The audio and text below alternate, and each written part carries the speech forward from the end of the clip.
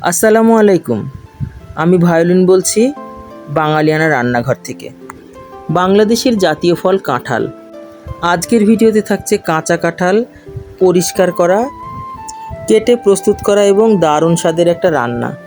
বিশেষত্ব হলো এক রান্নাতেই পাওয়া যাবে দুই রকমের স্বাদ। চলুন ধাপে ধাপে দেখে নেওয়া যাক কিভাবে আমি এই কাঁঠাল প্রস্তুত করছি এবং রান্না করছি। ওফ, বৃষ্টি আমার খুব পছন্দ। রান্নার প্রস্তুতি নিতে না নিতেই শুরু হয়ে গেল মুষলধারে বৃষ্টি। মুষলধারে বৃষ্টির শব্দ যেন প্রকৃতি আজ নতুন করে সেজেছে। এমন স্নিগ্ধ আবহাওয়ায় বাংলাদেশের জাতীয় ফল কাঁঠাল দিয়ে তৈরি হবে এক ভিন্ন স্বাদের আয়োজন। চলুন শুরু করা যাক আজকের বাঙালিয়ানা রান্নাঘরের গল্প।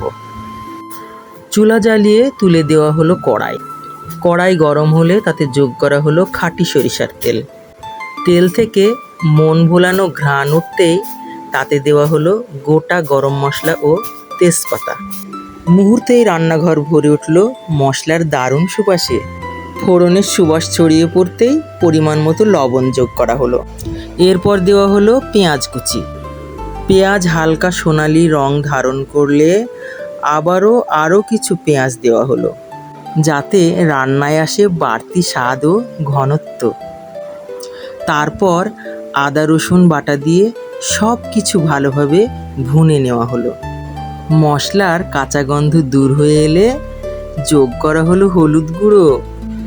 মশলা সুন্দর করে কষিয়ে নেওয়ার পর ধুয়ে পরিষ্কার করে রাখা কাঁঠালের টুকরোগুলো কড়াইয়ে দিয়ে মশলার সঙ্গে ভালোভাবে মিশিয়ে নেওয়া হলো। কাঁঠালের টুকরোগুলো ভালোভাবে মশলার সঙ্গে মিশে এলে যোগ করা হলো মরিচ গুঁড়ো এবং মাংসের মিক্সড মশলা, যা রান্নায় এনে দেয় ভিন্ন স্বাদ ও ঘ্রাণ। এরপর দেওয়া হলো ফালি করা কাঁচামরিচ, ধনিয়া গুঁড়ো ও জিরা বাটা। সব মশলা ভালোভাবে একসঙ্গে কষিয়ে নেওয়া হলো, যাতে প্রতিটি কাঁঠালের টুকরো মশলার সাথে ভরে ওঠে।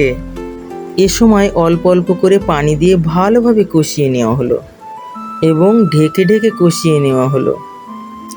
মশলা ভালোভাবে মিশে গেলে অল্প অল্প করে পানি যোগ করে ধীরে ধীরে কষিয়ে নেওয়া হলো।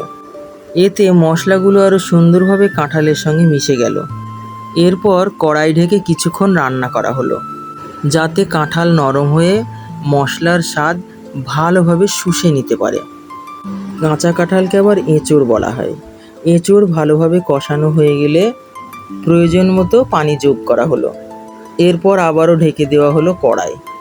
এই ফাঁকে জিরা ও গরম মশলা কাঠখোলায় ভেজে নিলাম এবং গুঁড়োও করে নিলাম, যাতে ধীরে ধীরে সিদ্ধ হয়ে এঁচোড় ও মশলার স্বাদ মিলেমিশে একাকার হয়ে যায়। কাঁঠাল সম্পূর্ণ সিদ্ধ হয়ে ঝোল পছন্দ মতো ঘন হয়ে এলে ছিটিয়ে দেওয়া হলো ভেজে গুঁড়ো করে রাখা মশলা। এতে রান্নায় যোগ হলো বাড়তি সুবাস ও স্বাদ। সব কিছু ভালোভাবে মিশিয়ে আরও কিছুক্ষণ চুলায় রেখে নামিয়ে নেওয়া হলো। আর এভাবেই তৈরি হয়ে গেল সুস্বাদু এঁচোড় রান্না, যার স্বাদ ও ঘ্রাণ মন ভরিয়ে দেয় সবাইকে।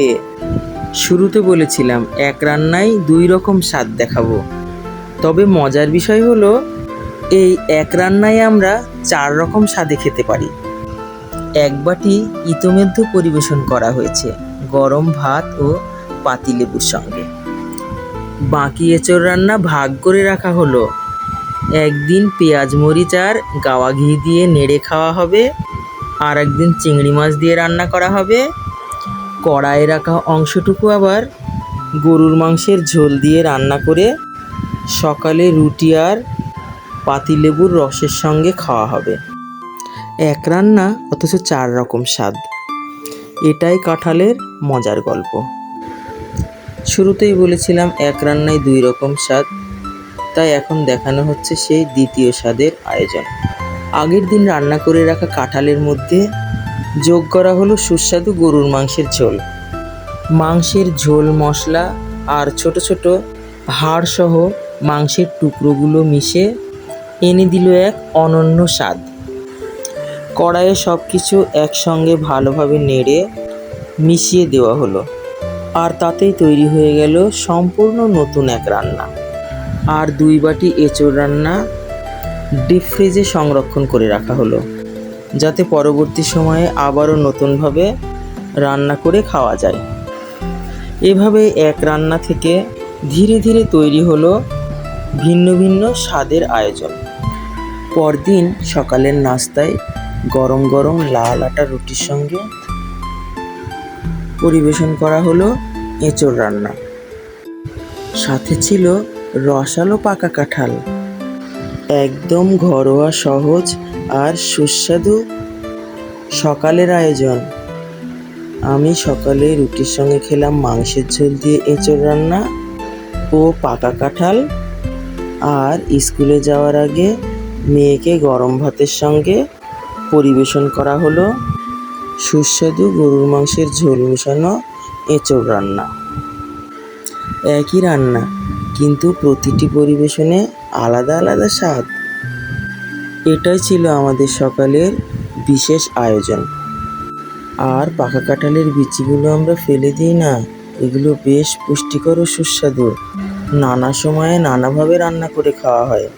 এরই মধ্যে একদিন খাসির মাংসের সঙ্গে রান্না করে খাওয়া হয়েছে, যার স্বাদ ছিল সত্যিই অসাধারণ। আমাদের গ্রাম বাংলার রান্নায় কাঁঠালের মতো এর বিচিরও রয়েছে আলাদা কদর। কেমন লাগলো আজকের এই কাঁঠালের বিভিন্ন ধর্মী রান্না? তা অবশ্যই কমেন্টে জানাবে বন্ধুরা। বাঙালিয়ানা রান্নাঘরের সঙ্গে থাকার জন্য সবাইকে ধন্যবাদ। আর আমার চ্যানেলটি সাবস্ক্রাইব করতে ভুলো না বন্ধুরা।